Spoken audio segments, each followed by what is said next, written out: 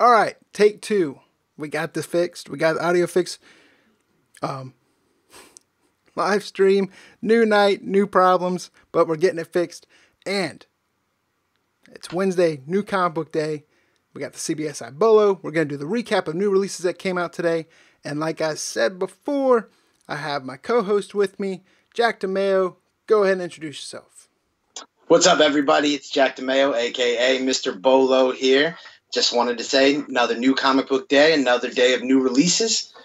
Sorry for the technical issues, but we're glad you're still here rocking with us. And to say thank you, we got a little giveaway going on today. We're going to do a trivia contest similar to last week at the end of the show. But today we're going to be giving away two of today's releases that were on the Bolo list. Immortal Hulk number 12, the cover A by Alex Ross, and the Guardians of the Galaxy number 1, cover A, Donny Cates, Jeff Shaw. And we're going to do a little trivia later on, so stay tuned for that. But we're happy to be here. So, Brian, let's talk comics. Right. So, Bolo list came out this morning, which is really good because a lot of people were thankful that it came out super early, especially people on the East Coast. They got the Bolo list before they were able to hit the LCSs. So we're going to go through the Bolo list as we always do. We're starting with confirmed first appearances. And number one on the list is Friendly Neighborhood Spider-Man number 2. What do you have on this one for us? Friendly Neighborhood Spider-Man number 2 has a last page cover reveal, the first appearance of the Rumor. This is a new costumed elderly superhero. The character first appeared, the woman who is the Rumor first appeared in issue 1 of Friendly Neighborhood Spider-Man. So if you're all in on the Rumor spec, you may want to double back and look at Friendly Neighborhood Spider-Man number 1. But it was a last page cover reveal. There were some leaks a few days before the release of the book. Once that got out and word started spreading, it was on people's radar as a first appearance. Right. I haven't read the first issue. I have the first issue. Haven't picked this one up yet. It was a super busy day for me. Work stunk. Got home trying to get stuff set up for the live stream, which I guess I did a pretty bad job at that because we had bad audio and had to restart. But packing, wife's sending me texts, "Are you packed? I want to leave at like 6 in the morning." But so here we are. Next one on the list for confirmed first appearances was Immortal Hulk number 12. And there was a first appearance in this, but I've also heard rumor that they've kind of appeared like in earlier issues. But right. I actually initially didn't even really know to call this a first appearance, but it seemed like it was one of those things where everybody was calling it, so that's what it is. And, the market speaks. There's some discrepancy about who this character is, and I don't want to spoil anything. And if it goes in one direction, it's less of a positive spec than, say, others. But Immortal Hulk has been a popular series. It's been popular with readers. Cover art fans have loved the Alex Ross covers. And when you add in a first appearance, and when you look at some of the issues, like issue 2, it's kind of equaled spec gold. Immortal Hulk has kind of had that golden touch. So coming out today, still, I don't know if it's still not being ordered heavily by retailers, but coming out today was definitely one on a lot of people's radar.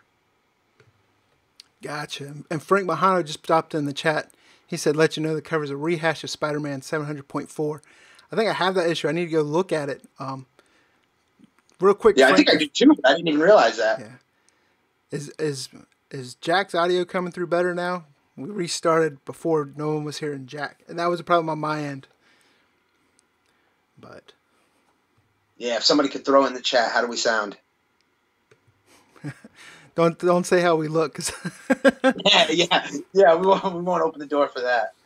But next one, confirmed first appearance.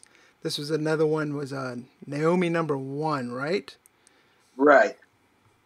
So this was heavily kind of talked about. Brian Michael Bendis. This is under his Wonder Comics brand under DC Comics, and it's kind of he's going to introduce a whole lot of kind of new age superheroes. And so here, you hate to kind of like paint by numbers and say, well, it's a black female, so therefore, diversity and selection. You don't want to do that, but anything new hitting the market is going to get people's attention. So a new character is going to get people's attention. getting her own book right off the bat is unique.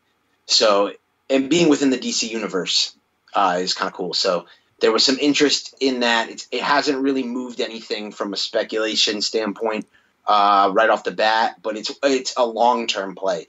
And odds are some of these characters that Brian Michael Bendis is creating are going to end up getting used in a big way down the road.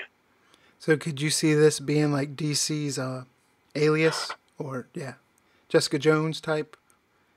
I could. I don't know if DC would ever say that raw with a character. I mean, they could, but I don't see it within this imprint. But I think that's what they're going for. They're definitely trying to hit that kind of kind of area that they don't have. So normally I like a lot of Emanuela Lupacino's covers, but I wasn't kind of sold on her variant for this one.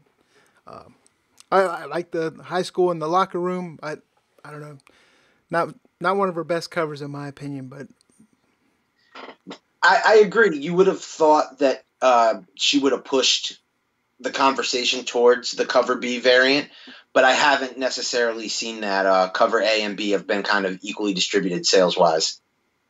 Right, and I will say, a little sneak peek for next week for X-Force number 2. I'm not big on those Guardians of the Galaxy variants that they've been doing for like all the other titles, but she actually did a cover for X-Force number 2 that she did the Guardians of the Galaxy variant for X-Force 2, and then Jerome Pena did the Conan vs. Marvel villains, and both of those covers I actually like. Especially, I'm usually put off by buying comics with the cover that has nothing to do with the book. But right, yeah, same way a lot of times. So next on the list for first appearances, this was probably one of the big books for Marvel this week, and it definitely had 12 covers I think for it, and we're talking about Guardians of the Galaxy. I didn't put all the covers in here. I'm missing a couple, but I didn't want to clog the screen up with too much. But my favorite of the covers, which I think I mentioned either last time or on one of them, was the Mike Deodato Jr. variant, which is the one in the top right corner there. But there was a first appearance in this, right? Correct. It looks like you have full formation of the team. I didn't initially have this as a first appearance. You know this because I actually sent you a copy of the list and then had to send you a second edit because it seemed as though after I was able to look at a digital copy and then a lot of other people were able to look at copies that this is what people were going to call the first appearance of the new team. Right. And there was if you remember a couple months back, there was big reveals. Like they had the number one, the regular cover. Is that Jeff Shaw cover? I forget. But yeah, they had it blank with just Cosmic Ghost Rider. Then they slowly unblacked out all the faces and started showing members of the team to kind of build up the anticipation for it. Like I said, I haven't had a chance to read any comics today. Work's freaking crushed me. I still haven't been by to pick up my comics at my pull list, but this is one book I'm looking forward to reading. Real quick, while we're getting going into this, we got a bunch of people finally jumping into the chat.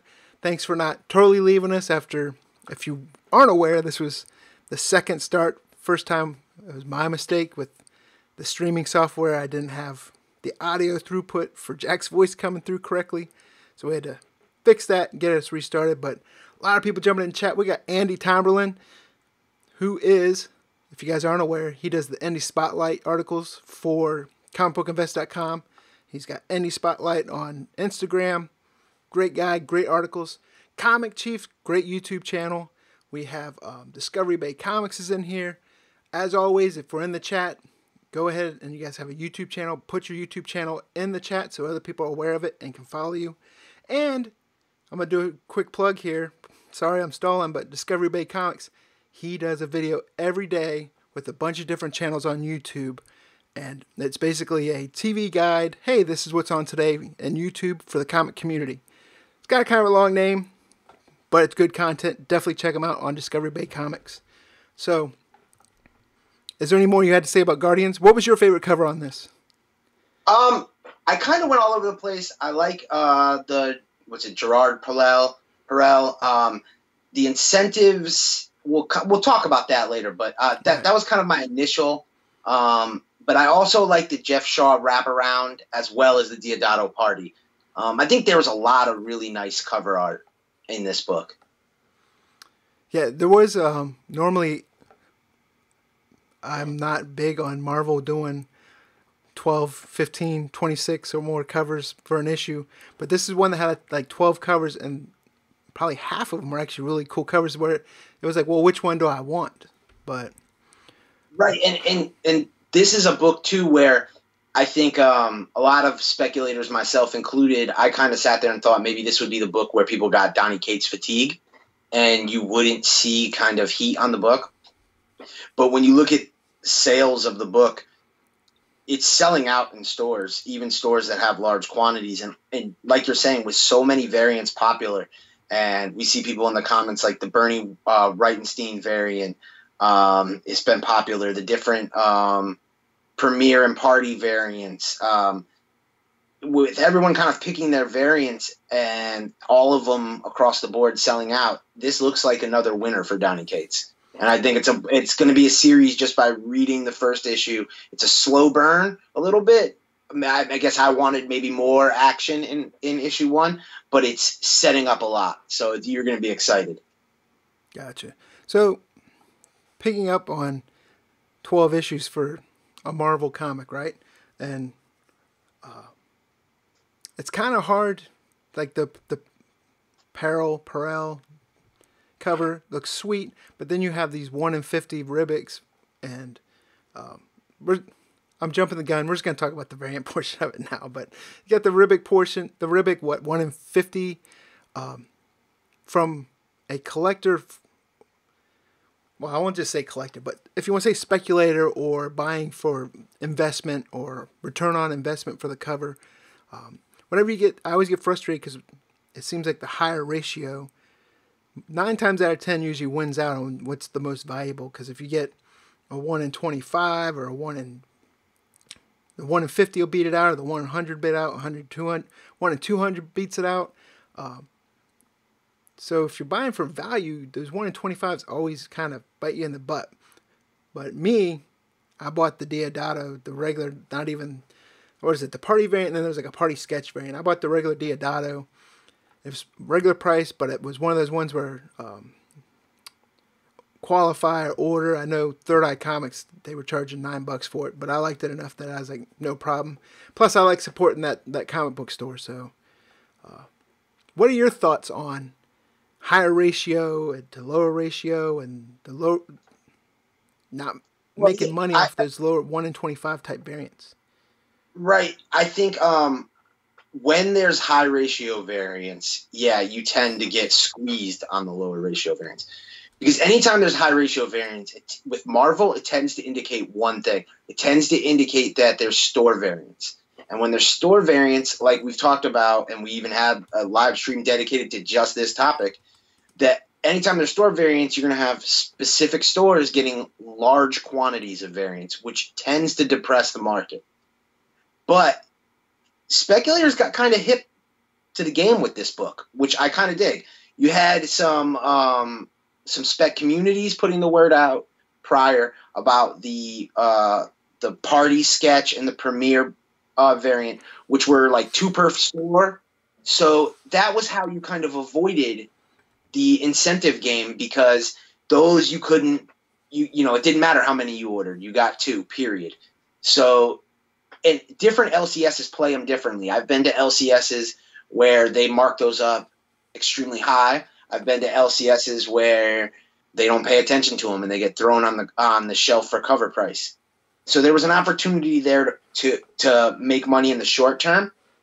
But I think if you're looking long term in this book, I actually think this is a book where the lower ratio variant will probably hold out, because I think long term you can't buy in. If you didn't grab the premiere or the party sketch cheap, if you weren't able to get that on release day, or if maybe you're lucky and it's sitting in a store tomorrow or the next day, grabbing it on eBay right now, you're probably not going to return value on it because they're hot and they're moving upwards. But I think on the Perel, it has been kind of the most popular cover art, and it's affordable. You can grab it in that 18 to 20 range if you're really, if you pay attention, and there's a chance it could even go down a little bit off of that. So, I think long term that you'll show good gains on that. But I also think that the regular color party that you said, where not every store qualifies for it, you may not make as much profit, but your percent profit will probably look very similar, because you're just going to have less of them in the market. But we're not going to know for a while until we see what the market bears. It's tough on release day. You're still truly speculating. So, what do you think the chances of this book? I know, freaking looking into the future, right? But what do you think the chance of this book getting that popularity like the 2008 was 2008, right? The one that basically was the one from the MCU team. I don't see it because I don't think you'll have a movie tie-in. I could be wrong, but I don't know that we're in a place yet where you're going to see Cosmic Ghost Rider. So because you don't have a movie tie-in, team appearances are only as strong at the length the team goes. I think most of the value of this book is wrapped up in that it's a Donny Cates #1. If he stays on this story for a long time, if the story stays hot the way Venom has been, and the way he got with Thanos, if he can have that kind of run, issue 1 will continue to go up. Right. So just like I said with that Lupacino for the Guardians of the Galaxy variant for the X-Force book, I forget which book it is, but Gerald Perel, he's got a regular price Guardians of the Galaxy variant for one of the titles next week as well. I forget which one it is. And it looks just as gorgeous, and it's regular price. So if you like that type of art, if you like that artist, that's an easy book to pick up. I'm not saying it's going to jump in value, but I collect certain artists, and if that's one of the ones you guys collect, that'll be out next week. But moving on. So next one, that kind of closes out for first appearances. So now we're going to get into the reader buzz section. Buzz. That's my cool sound effect. But sorry. You have punchline number 3. I'll let you go on this, and then I'll kind of say my piece.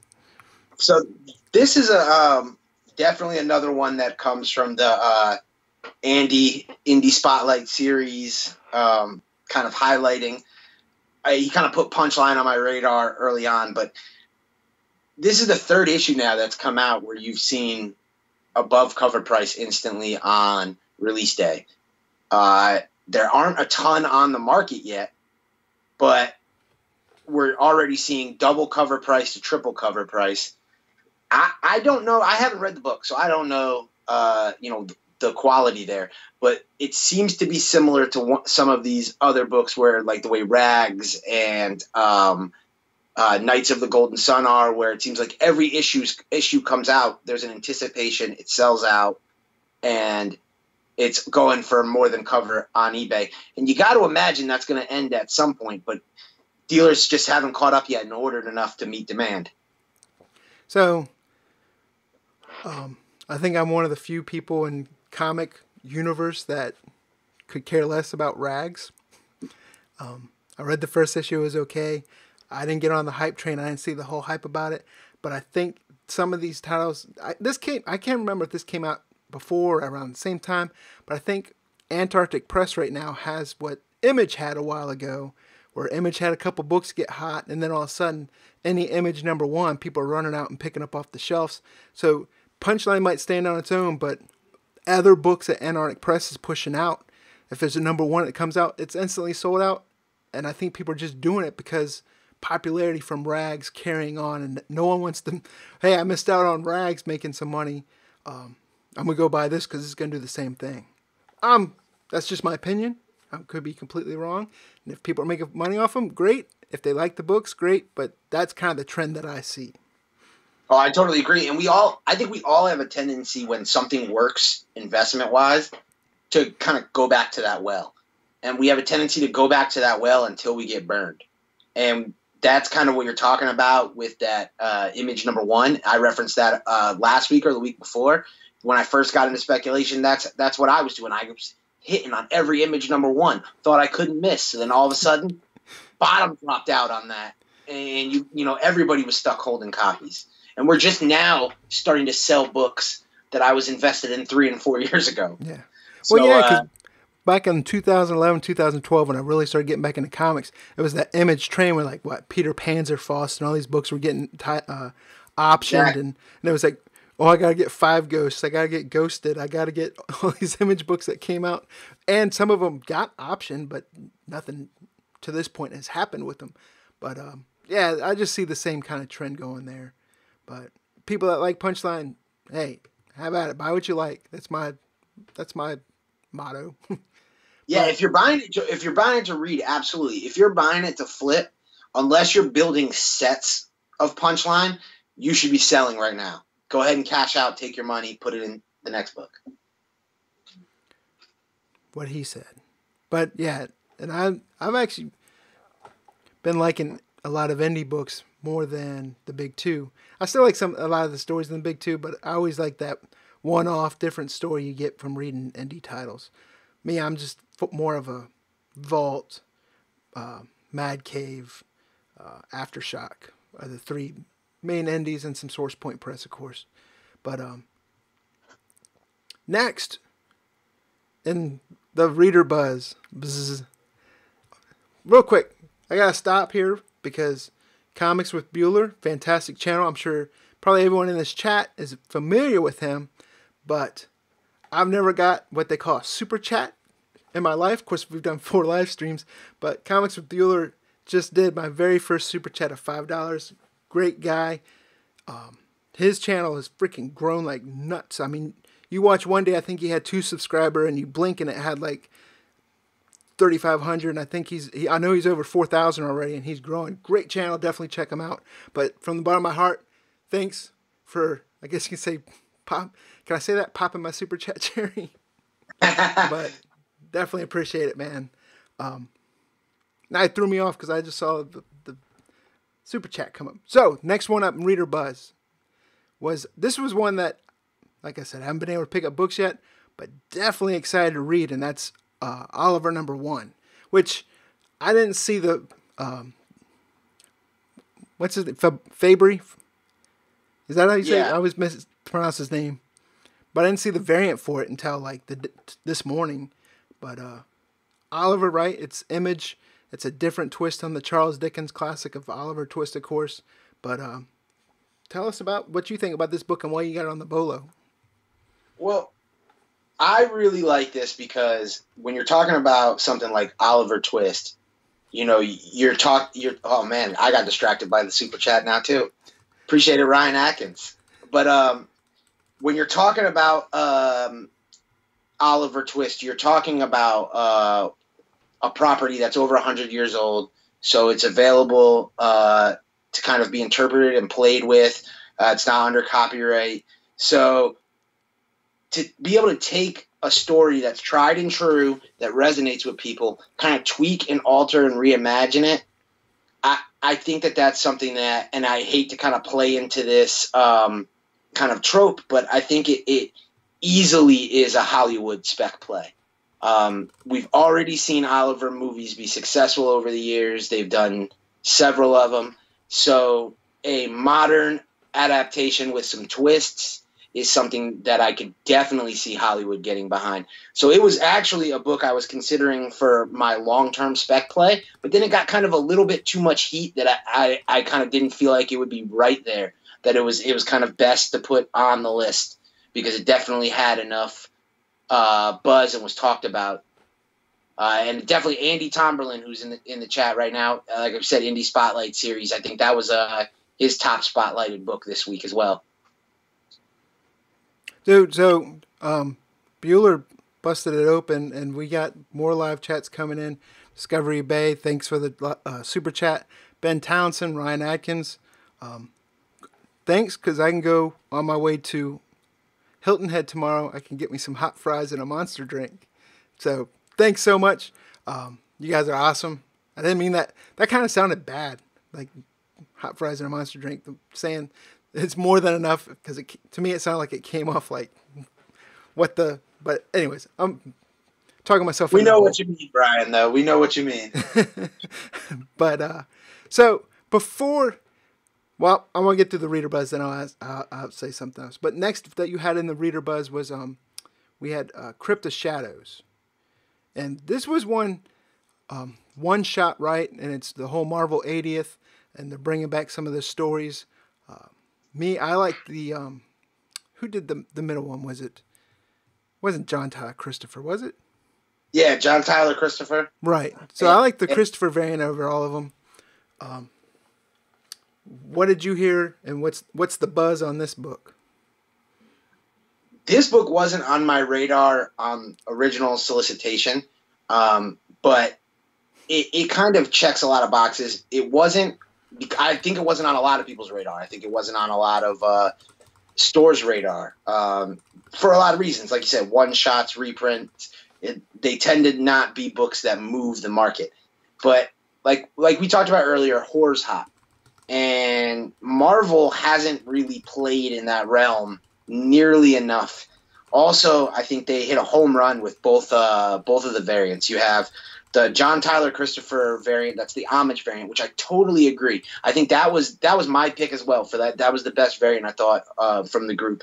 But it looks like the Lopez Young Guns variant, where you've got kind of like the almost virgin cover, very similar to the DC cover B, seems to be the one that people are going with. That book is hitting 15 to 20 already. But they're lower printed, interesting stories, and a fun departure from Marvel. I really wish Marvel would print more books like this. Yeah, it kind of reminds me of when DC just came out in, October with their Comic Cavalcade book. But right. Yeah, exactly like that. I wonder if they're going to test it out, and if they sell enough copies, maybe, I won't say do an ongoing, but give us more one-shots like this a little bit more often than just them. Don't make us wait 80 years. But and we're going to talk about this book later, but I would like to see a Marvel imprint similar to like Marvel Max or Marvel Knights, where it was all kind of one-shots from various genres that Marvel has dealt with, like war comics and horror comics, where maybe they're not enough for them to have a whole continuity story, but where you can allow some of these talented writers and artists to still play in those worlds. And Marvel has a long history with war comics, horror comics, cartoon comics, things like that they don't really mess with anymore, that I definitely would love to see more releases from them.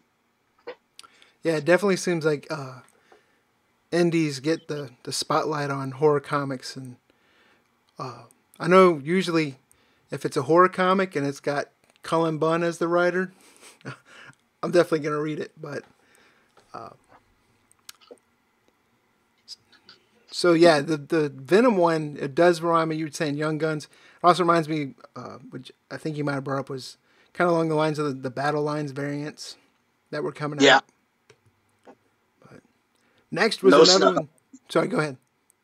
And those snuck up on people too. I think a lot of times we get stuck on cover artist name. So the Young Guns, they don't tend to have that huge name recognition. Marvel's Young Guns are still kind of under the radar, minus maybe, I don't know how to pronounce his name, Chichetto. Yeah. But, other than him, most others, and he's still like a B-level artist, most of the others are under the radar.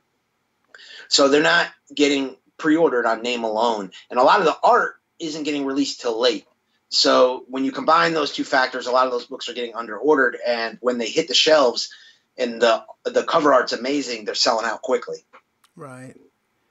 So you brought up Chichetto. Next book up is another one-shot is The War is Hell.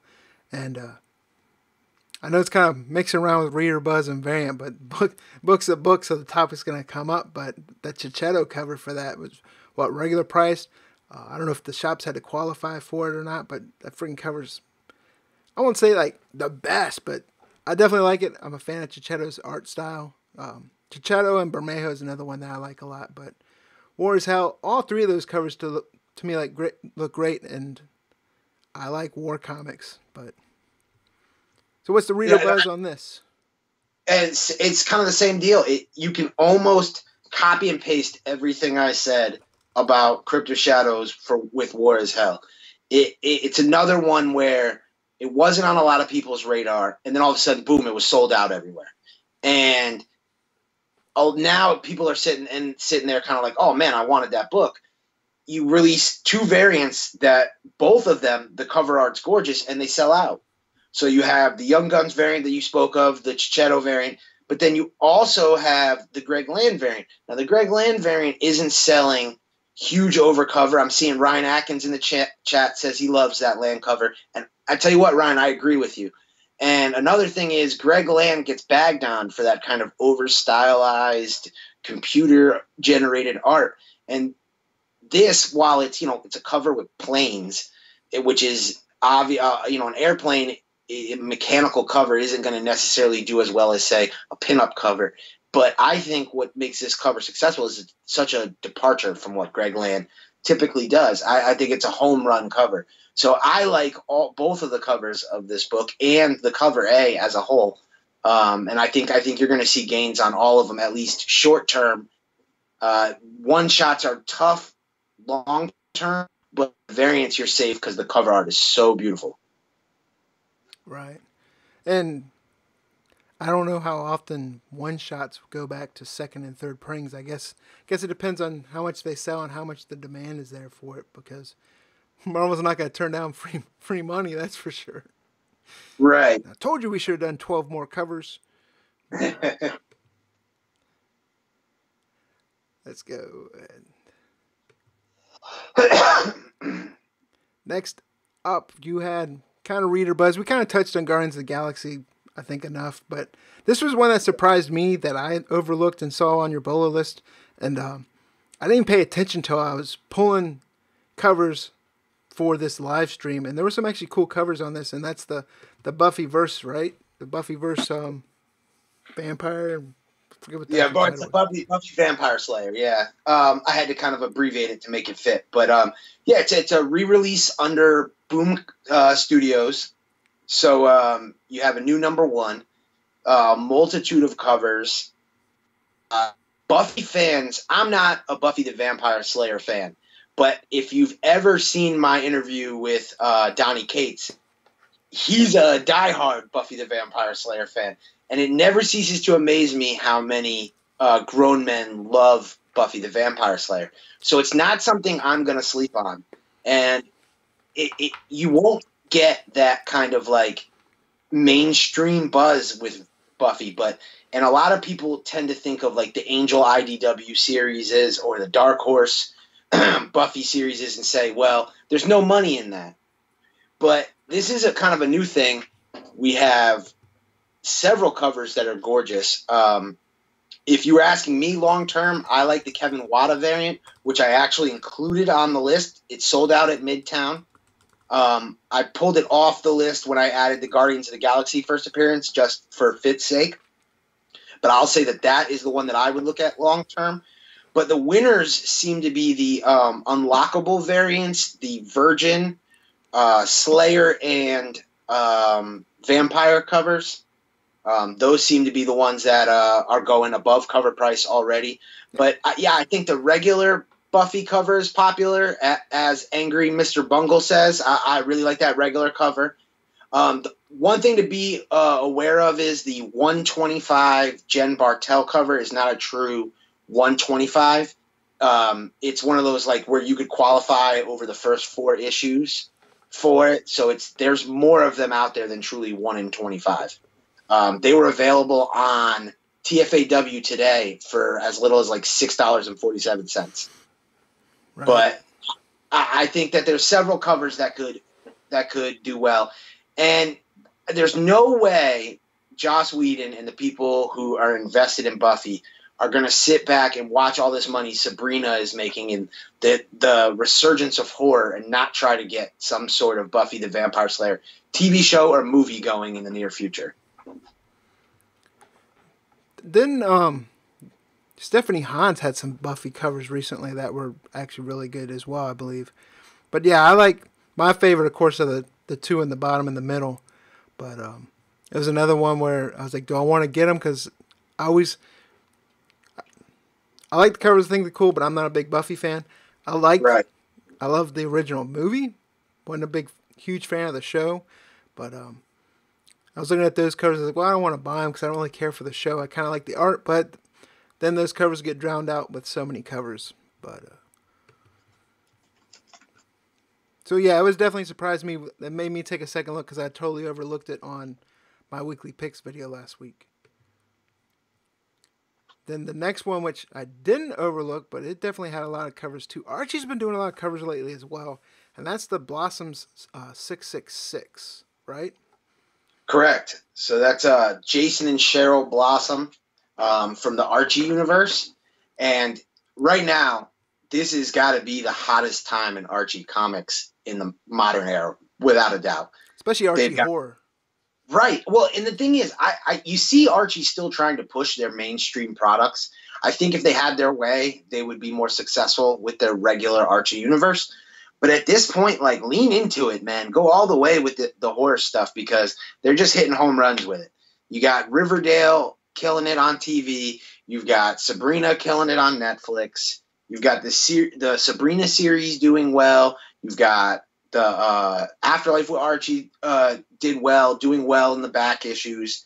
They've done the Jughead series, which didn't do as well, but still was popular. And now this one, you're looking at sellouts across the board at retail.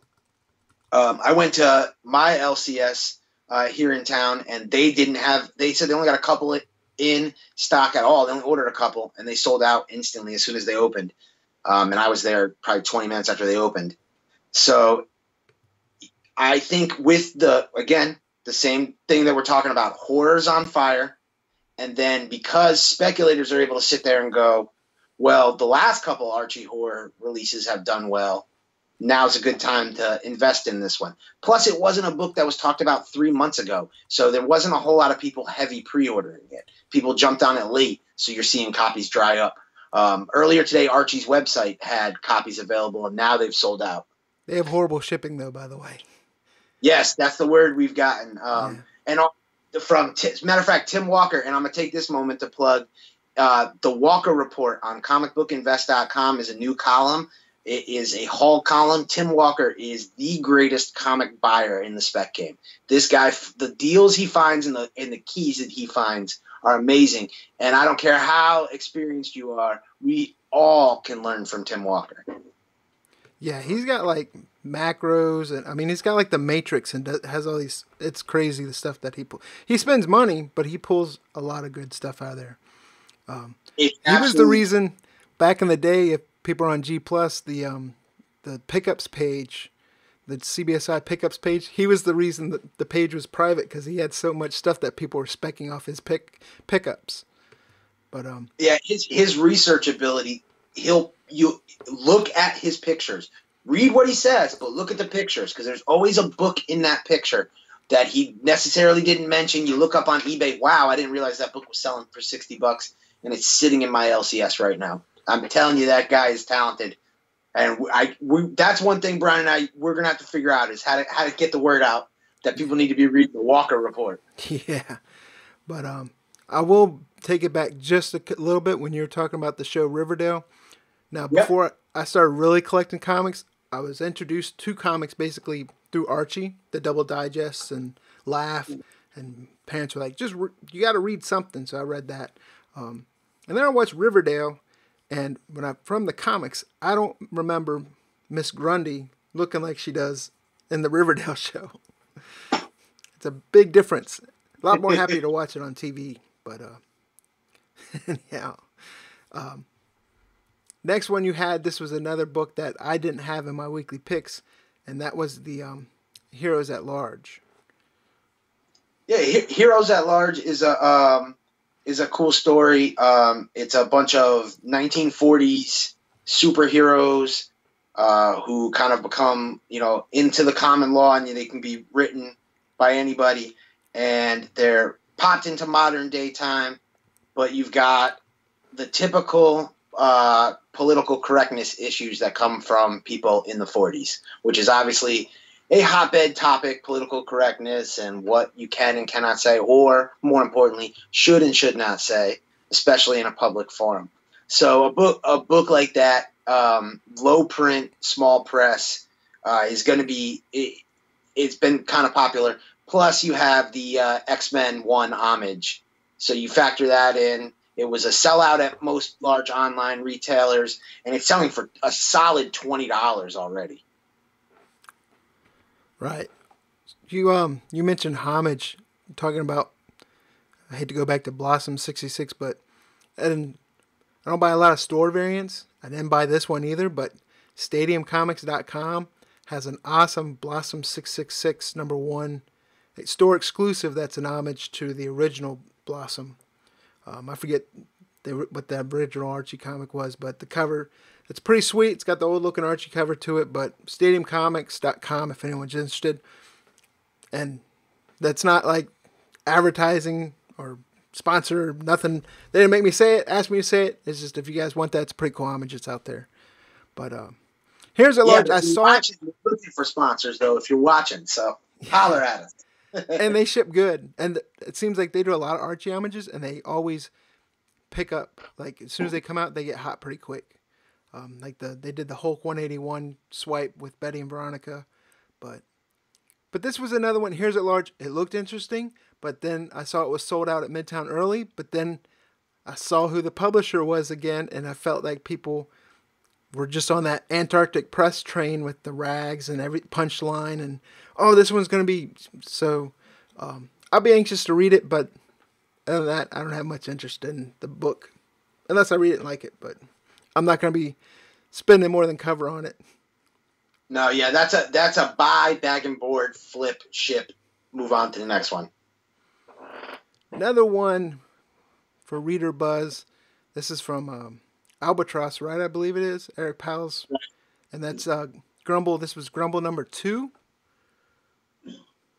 Was it? Yeah, Grumble #3. #3. Yeah. So yeah, this is another one where you've got heat coming off the first 2 issues.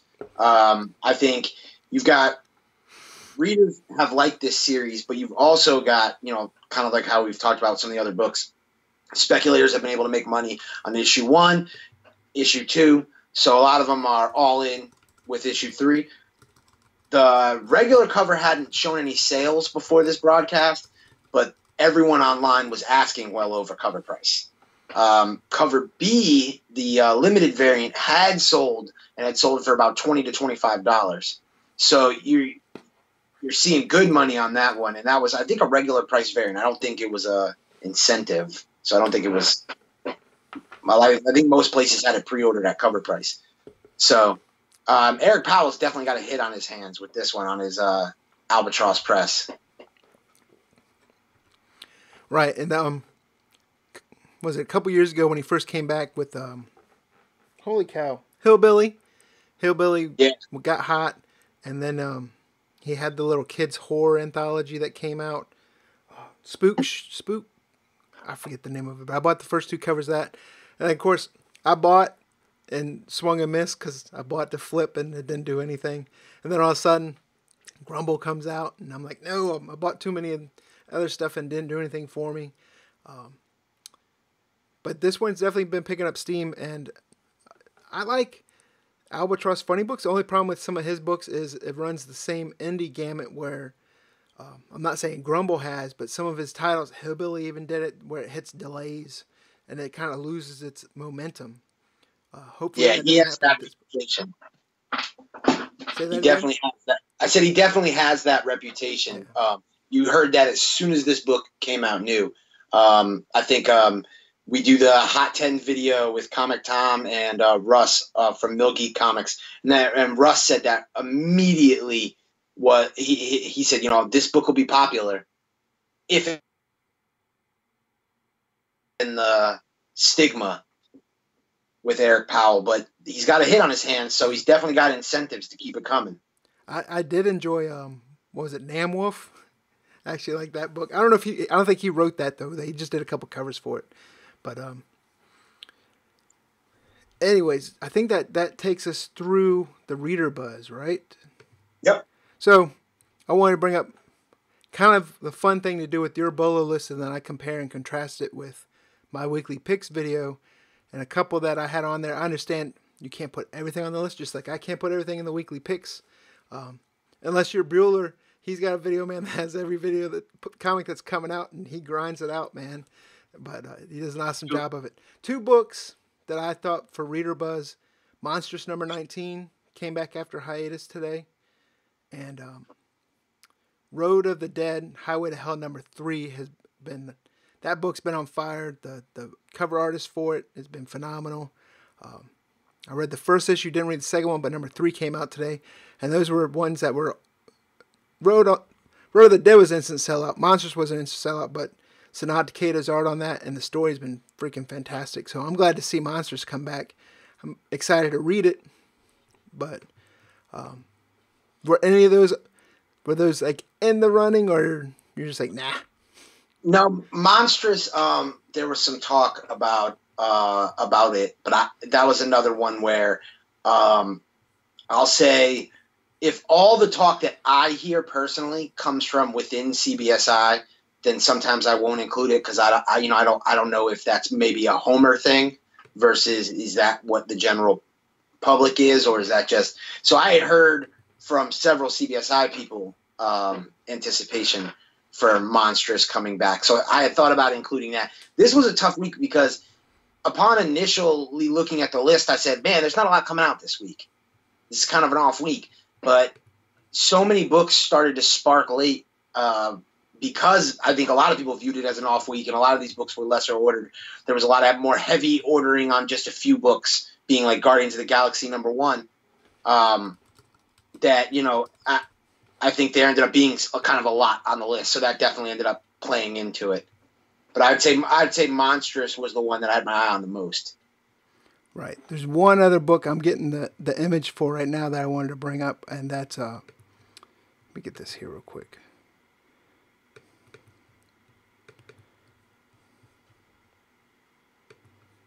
I'll bring this over here. It's another indie book, and I love the regular cover, but I really liked the variant for it, and that was this Die Kitty Die Heaven and Hell #4. This was an instant sellout. Die Kitty Die, the Heaven and Hell series, each one of their B covers or regular price variants has been an homage cover. They had one which was what was it, Bewitched, but fans of Scooby-Doo. Darwin Cook had a cover for the volume that came out before this, which was the #1 variant. They did the one which was crime suspense stories, the chopped off head cover. But this was one book that I definitely looked, and my LCS didn't have it though. I should have called ahead and pre-ordered it, but it's definitely one book that was out there that I don't know what it's doing, if it's doing it on the same market. I just thought it was a really cool cover. Yeah, I definitely saw that one. I saw that one too. I saw that one this morning, actually. I was looking at that and thought, I saw that it had sold out from a couple of places. You got kind of like that homage cover. But I just didn't include it because I didn't have kind of enough information on where I hadn't seen enough people talking about it. But it definitely sparked my interest as when I said I think that could hit. That's because it instantly hits that nostalgia bone of Scooby-Doo. I mean, it's like, oh, you could just scroll through something and go like instantly recognize it because you recognize the Scooby-Doo stuff on it. But I've read a couple issues. And as a speculator, if I'm looking at something and it instantly hits that nostalgia bone, then my thought is that it's going to do the same for others. Right. A couple other books I had in here that I liked this week was Teen Titans 26 had the Alex Garner variant, which looked, it's Alex Garner-ish. It's almost like an Alex Garner / Derek Chew / Art Germ type Flash cover. Yeah, real cool. Let's see. Aquaman 44, the Albuquerque variant, was another one that nearly made the list. It nearly made the list in a couple categories. Some people have said first appearance. It falls into that cameo versus first full. Did the character already appear? Trying to really only include first appearances in the Bolo list that are confirmed. So I don't want to lead you astray. So I didn't include it. But I do think that the Aquaman book is a book that could continue to see some heat over the next couple of days. It's one to keep an eye on. Gotcha.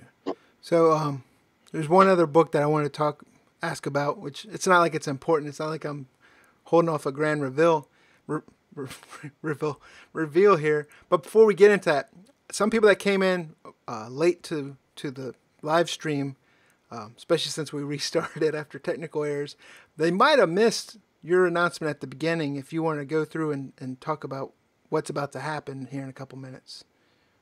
Yeah. So one thing we want to try to do is we want to kind of build this, like we said, into like a weekly thing with some consistency here. So one of the things we want to do is have a giveaway every week. Last week we had a giveaway courtesy of Scott's Collectibles and comicbookinvest.com and Ben C. This week we have a giveaway for 2 books actually on the Bolo list. So we have Guardians of the Galaxy #1, the cover A from Donny Cates. And we've got Immortal Hulk #12, the first appearance of One Below All Others. And we're going to do a little trivia contest in just a few minutes. And then we'll ship these out to one lucky winner. And we're going to try to do this on a regular basis. Right. So, yes. And I'm not like I'm trying to sell and get more viewers here, but as if the channel grows, if the show grows, and we get the audience in here, we plan on partnering up and giving away some slabs as well. So if you like some good 9/8s, we've been talking about doing some of that as well. But the other book that I wanted to bring up, which I don't know if this was a first appearance because I didn't read the first issue or not, but Superior Spider-Man #2 had Darkseid in it. Well, not really Darkseid, but was it Terrax? Right? Is that his name? Yeah. I didn't read the first issue. That's not his first appearance, though, is it? Are anyone familiar with that Terrax character? I don't believe so, but let me see. But I'm gonna look it up.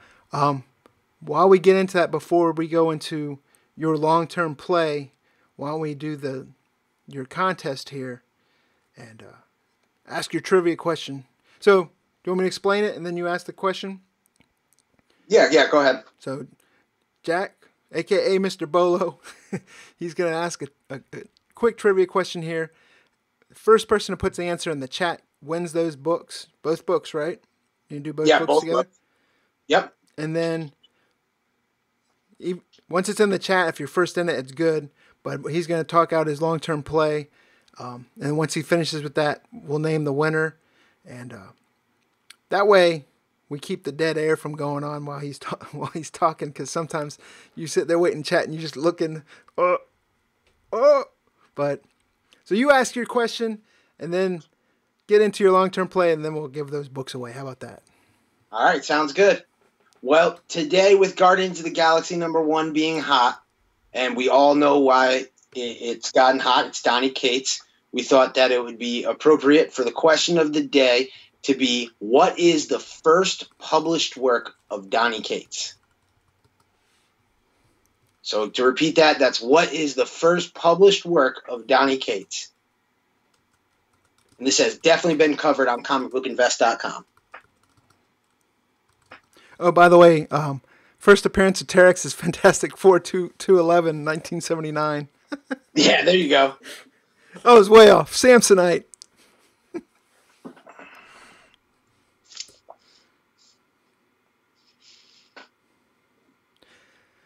All right. What's your long-term play? All right. So there was this week, like I said, there was 2 books that I like that I feel like have Hollywood written all over them. And the first was Oliver, and the second one is a Boom Studios release called Avant-Gardes. Now I'm going to read you this summary, and when you hear this summary, I know that it's not going to appeal to most of you. But you hear, "Welcome to the Georgia O'Keeffe College of Arts and Subtle Dramatics, a historically all-female school whose population is decidedly more geek than drama. Liv, an aspiring actor and basketball enthusiast, doesn't understand why she can't be both. But she seems alone in that belief until Charlie, a recent transfer, a star basketball player, an answer to Liv's problems, joins the basketball team." So, right there, that is nothing like 90% of comics on the shelf. They're definitely trying to play into a specific market. It feels like, and I mean this in the most uninsulting way possible. It feels like a Tyler Perry movie kind of thing, where it is definitely skewed towards a younger demographic. It feels like a step up with basketball, but it doesn't feel what it doesn't feel like is a comic. It feels like a movie. Is it a movie that's going to be directed towards 33-year-old men like myself? Absolutely not. But it's a book that I know that is not going to be heavily ordered by stores. I think I messaged Brian that there was like 26 of them on eBay total. None had sold, but that, you were seeing probably the least of any of like the major independent comic releases. If you compare that to like Buffy, it was 10-1. So you're going to get a small print run. You've got 3 covers, an A, a B, and then an unlockable variant that retailers had to qualify for. And I think you're looking at a story that is an easy adaptation for studios. I think it's a good chance to get a lot of attention. And minority-driven stories are popular. There's several black screenwriters, black producers, black directors who are on an absolute roll in Hollywood, and people are just looking for IP. And I think Avant-Gardes is one of those books that if you can grab a couple of the covers, specifically the variant covers for cover price, and you have the patience to just kind of sack it away and see where it goes, it's definitely a book I think you could see pop up later on, getting optioned, getting adapted into either a television show or a movie for sure. And I think Boom has like what is it they call it, a first look deal or first with I think it's Fox. Yeah. Where and I don't know if that plays into Disney now or how that works, right. But Boom has a first look deal, so anything done by Boom is going to get at least a look from Hollywood. And this sounds like a book that was written to be a movie. It just doesn't sound like it's trying to appeal to a typical comic book audience. I want to know what's up with Lumberjanes, man? It's supposed to be an animated movie or animated series, but there's also the regurgitated news. Sorry, go ahead. They've got The Woods is another one that's popular from Boom that's been kind of sitting in option limbo for a while. So they haven't proven that they can take from the option phase and deliver yet. But, speculators, we don't always need that. We can cash out as soon as the option announcement. Yeah, but as soon as the word option gets hit, man, eBay gets hit too. Speaking of Boom, and speaking of comics coming out again next week, that freaking WWE Forever #1 Raza cover that's hitting is freaking awesome. I like it better than I think there's a 1 in 100 connecting variant for that as well, but it's got the Raza variant. It's got, it's not even variant. It's the regular cover, right? It's got Andre the Giant.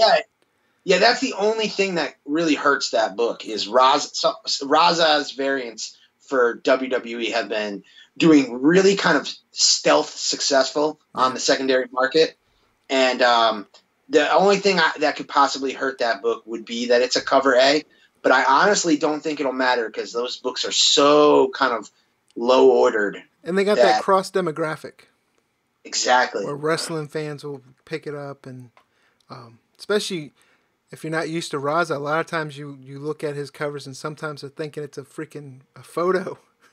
Right. But definitely. Yeah, some of his WWE variants have been amazing. Some of the standouts that we had, that George the Animal Steel we talked about a couple weeks ago.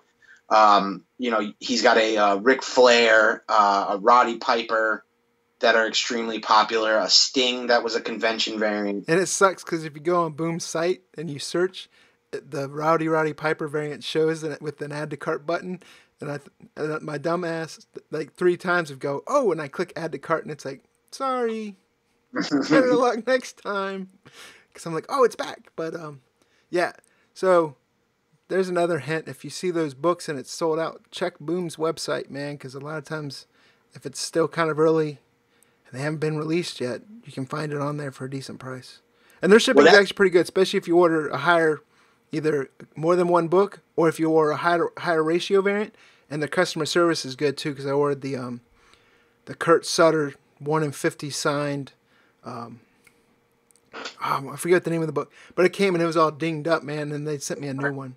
But I that's a good pro tip too for anybody. Like, look at these publishers. You know, we said that Archie's had some shipping issues in the past, but you know, we had people in the chat saying that they went to their store and they weren't able to grab Blossom 666. Today, Archie had that book in stock, all covers, for cover price and 25% off cover price.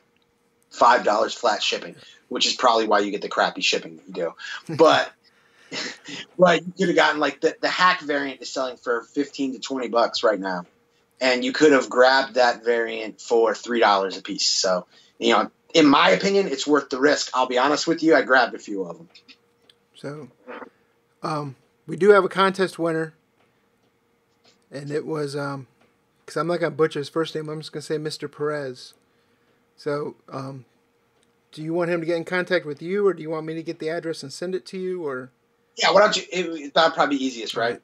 So yeah, just email me at simplemanscomics@gmail.com with your address, and we'll get it over to Jack, and then he'll get those books out to you.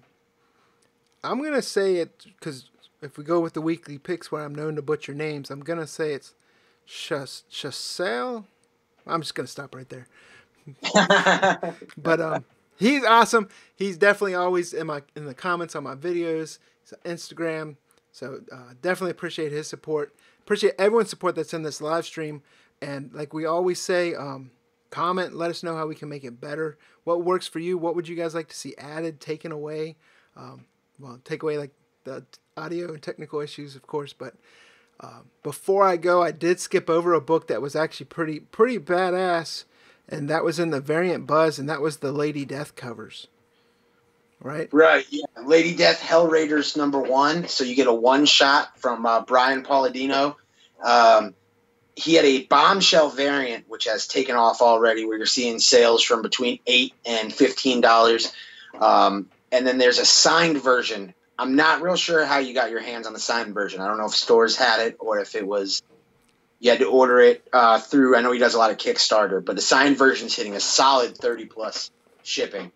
And there's these books are getting bids, so you're seeing a lot of demand. The regular book is even selling pretty swiftly and moving above cover price. Right, I see a lot of their covers in there, and I never really put them on weekly picks. I like the covers.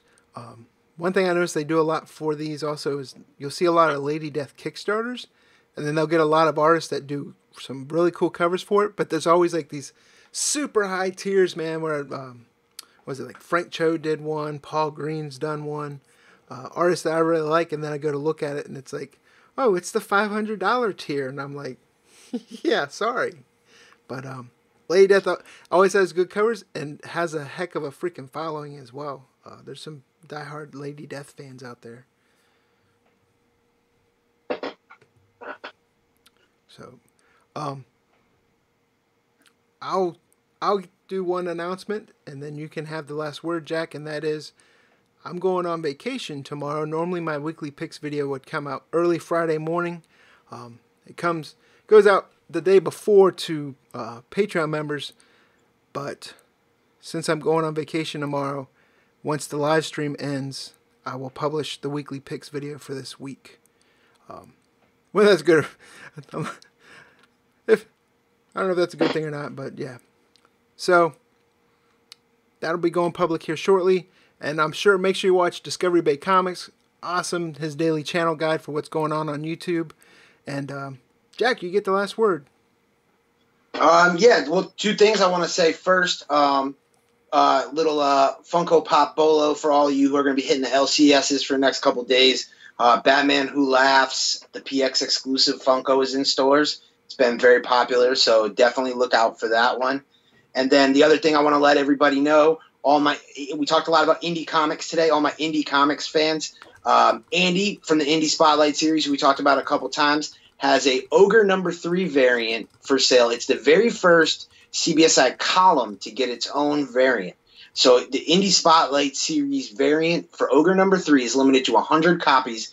It's got a cover by Sean Daly, and it's available at batcomicshop.com. That's BAT comicshop.com.